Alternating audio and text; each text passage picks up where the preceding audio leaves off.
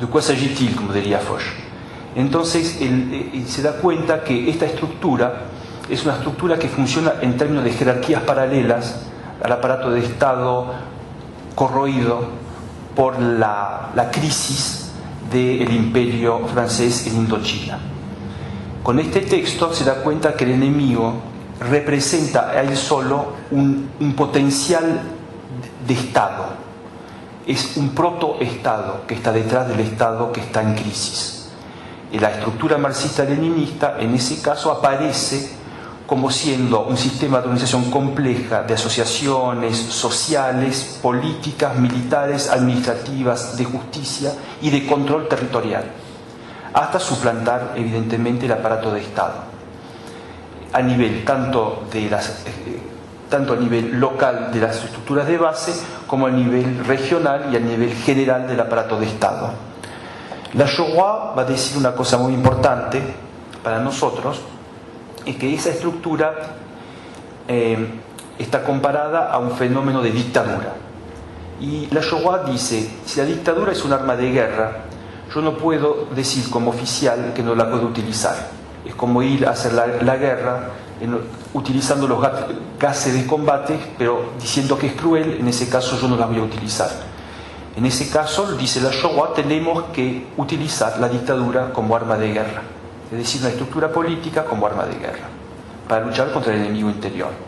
Da vuelta el sistema Viet Minh y termina adoptándolo y, de manera normativa, estructurándolo para ir contra el enemigo interior, que en ese momento es el Viet Minh, pero que será aplicado más tarde en Argelia, hasta 1959, donde se va a utilizar esa doctrina y terminar finalmente por el golpe de Estado del general de Gaulle en 1958.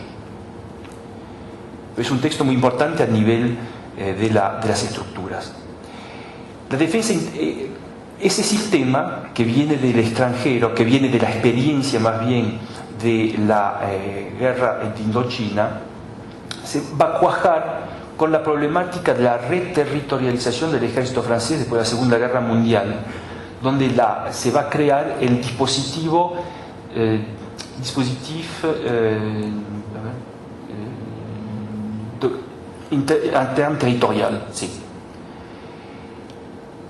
Es decir, que el ejército francés se va a desplegar a nivel de zonas de control que en tiempo de crisis van a pasar bajo control militar, con la autorización del prefecto, es decir, de la autoridad desconcentrada que representa el Estado a nivel de las regiones y los departamentos en Francia, más bien los departamentos.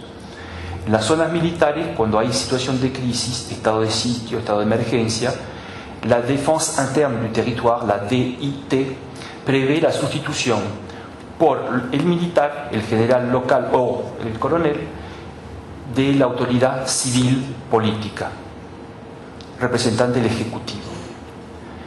Ese dispositivo fue más tarde criticado evidentemente por De Gaulle, que veía ahí un riesgo de justamente dar bruscamente la posibilidad a lo militar de copar con el poder político del Ejecutivo.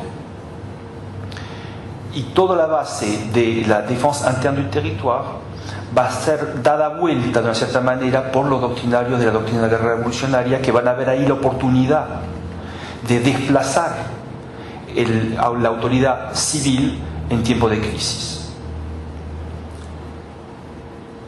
Encontré en ese contexto el año pasado, y va a ser un artículo que va a salir acá en Argentina, cómo en cierto momento se autonomizan las capacidades, diríamos, de interpretar la ley por las fuerzas militares locales, es decir, en ese caso las fuerzas coloniales francesas, en esa época de Défense Interne du Territoire, que empieza la reflexión a establecerse a partir del 47-48 y culmina en el 58, esa reflexión que va a ser muy seguida por oficiales argentinos que la van a utilizar después para la integración dentro del marco del Plan Conintes y de la territorialización de los ejércitos y de las Fuerzas Armadas en el espacio argentino después de la ley del 47, la ley 13.234 creo, y ahí va a ser utilizada con el mismo esquema.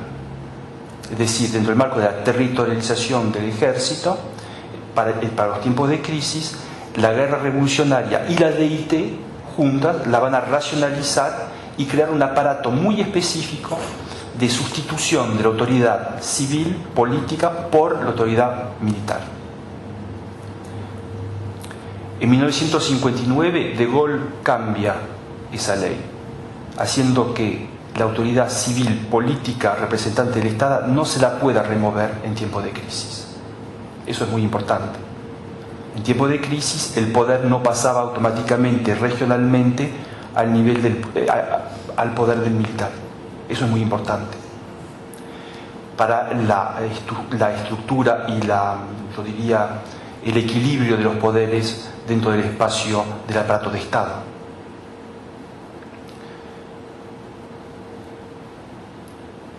La integración argentina, justamente, de ese tríptico: defensa interna del territorio,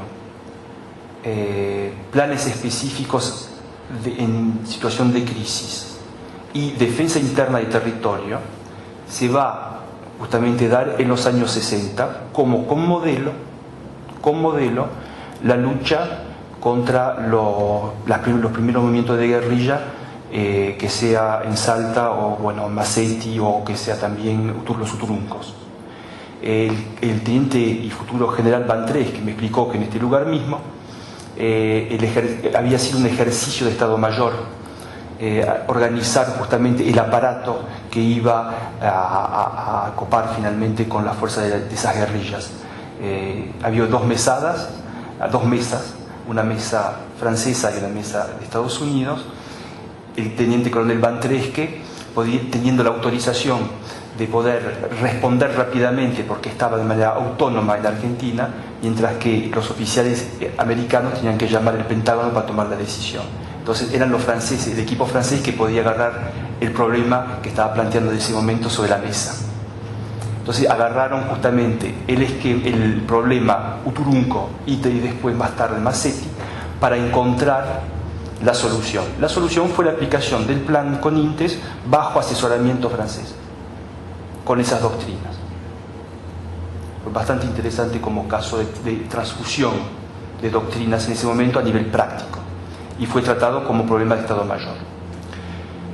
El mismo caso se va a plantear, pero no por doctrina francesa directamente enseñada en Chile, evidentemente, pero con la circulación regional de esa doctrina, porque el teniente coronel Bantrés, que con el futuro general Anaya van a circular a Perú, Bolivia, Uruguay, y tener contactos también con oficiales chilenos, esa doctrina se va a reparar bastante rápido, después del 61 también, y antes del 61 ya hay contactos informales que están establecidos. El Plan Cóndor, evidentemente, va a ser la reunión de todas esas competencias a nivel regional y subregional.